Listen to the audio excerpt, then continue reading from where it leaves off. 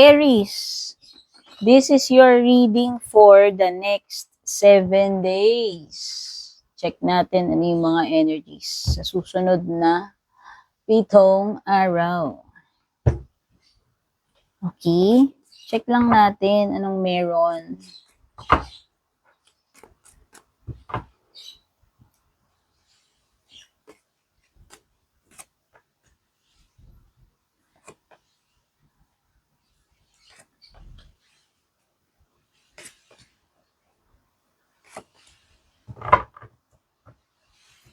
Lightning, mukhang panggulat ito.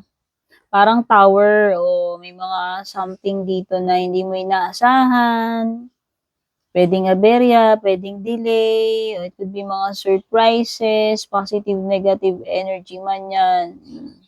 Pero sinasabi dito, control your anger or temper or you will be sorry. Club, ito yung mga situations na mapepersa ka sa ayaw at sa gusto mo.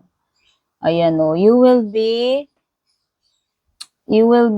forced na gawin yung isang bagay kahit ito ay labag sa kalooban mo. Yung tamang mapipilitan ka yung mga situations na gano'n. Dealing sa relationship with a woman with blonde, gray, or white hair. Desk, ito yung mga trabaho, ito yung mga pipirmahan mo, ito yung mga paperwork, no? Sabi dito, mag-pay attention ka sa kung ano man itong mga trabaho mo or mga gagawin mo. Both, money or property. Wow, ano to?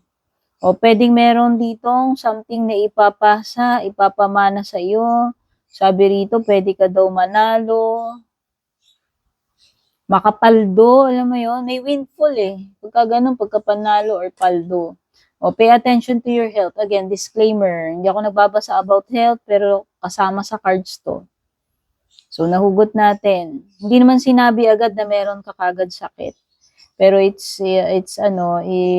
better na maging safe. Sorry, prevention is cure. Maganda na rin yung nag-check ka or try to be healthy.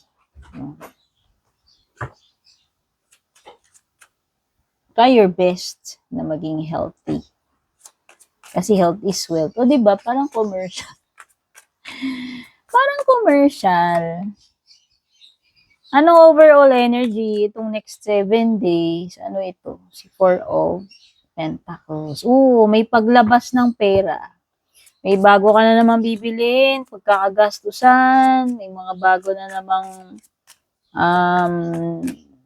dapat i-dispatch siya, i-let go. Ayan. Feeling ko lang meron ka something na ma-unlock. O ano yan, ha? Overall energy in general.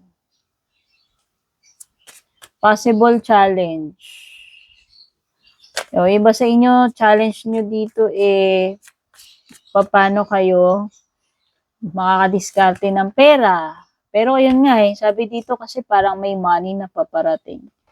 Possible na pwedeng something na napagbentahan related sa lupa o baka naman real estate agent ka.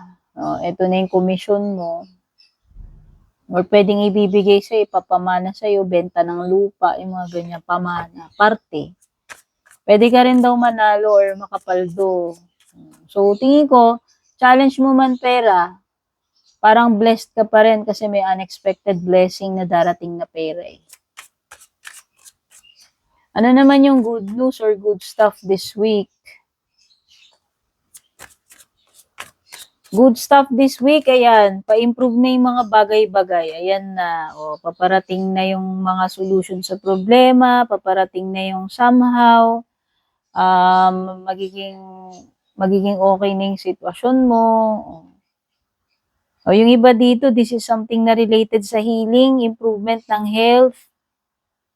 At yun na nga yun, yung sabi ko nga, magkakaproblema ka pero masusolve yung problem mo sa pera. Yung iba, good news dito, is kung aalis kayo, pwedeng matutuloy na yung travel nyo kung naantala man yan. Basta parang meron something na mabibigyan ng continuation naantala Okay? At pa-improve na yung mga bagay. Yung iba na naghahanap ng malilipatan, mapapasukan, pwedeng yan din yung good news. Merong something better na paparating. Okay?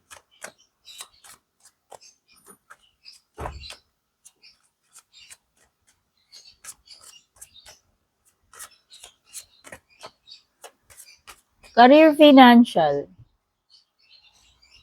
Nako, pwede kang magkamali pagdating sa sa mga decision sa pera or career move. So, nakikita ko rito, pwedeng yung iba sa inyo, parang meron kang posibleng opportunity na baka ma-miss mo. O, kasi parang may missed call Something about tawag, email, phone call.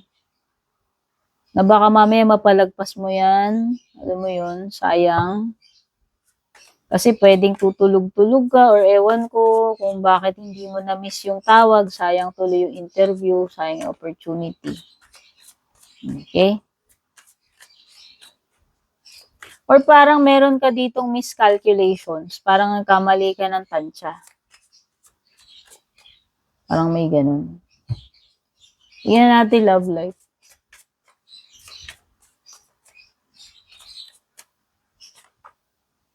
Love life mo, parang hindi ganun ka kasigla. Matamlay energy, baliktad sun card.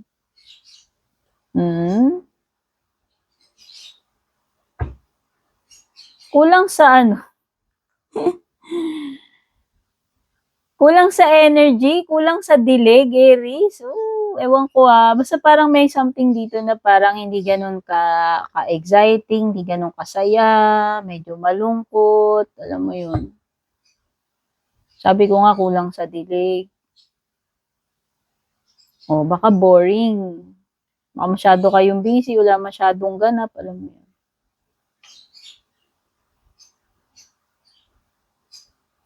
Unexpected, ano to? Uy, unexpected mo nga, something about health. O baka yung iba dito, unexpected na bumigay resistensya nyo kasi sunod-sunod puyat, sunod-sunod walang tulog. Kasi parang energy dito walang pahinga. Wala ka namang plano mag-leave pero bigla ka mapapalive kasi bigla ka sinipon, nilagnat, sumama yung pa. Basta meron something dito na parang unexpected na magpapahinga ka or mapapalive ka kung meron ka importante nga asikasuhin. Mga signs na lumalabas dito may Leo, Libra, Aries.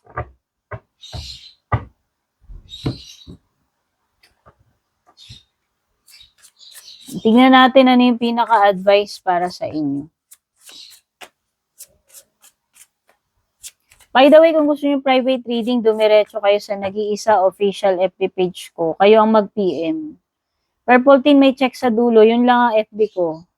Mag-ingat sa mga fake. Kapag may nag-add friend, nag-o-offer sa inyo kung ano-ano, nangingi kung ano-ano, nag-chat sa inyo, hindi ako yun. Yung mga fake, ha? Siyempre, kung bago kayo, don't forget to subscribe or follow. Kung nakaka-relate kayo, comment kayo dyan. Nagustuhan nyo, pa-like na lang, pa-share. Thank you sa mga star senders. Super thanks senders. Mga nag-join na membership, nag-avail ng subscription. Mga laging nag-aabang ng reading ko, bumabalik-balik. Patuloy na sumusubaybay. Ayan. Mga hindi nag-i-skip ng ads. Okay? Yan natin ano yung pinaka mga advice sa iyo, additional messages, closing messages. Para sa week na ito, manifest ka daw ng manifest, pero kung puro ka lang manifest, wala rin mangyayari, kailangan din ng effort, ha? So, mag-effort ka this week kung gusto mong mag-manifest talaga yung mga minamanifest mo. If it requires you to betray yourself, it's not the right path. Meron something dito na maaaring akala mo yan yung right path, pero hindi pala. Not everyone is sent to teach you a lesson. Some people are just dumb. Oh, ouch.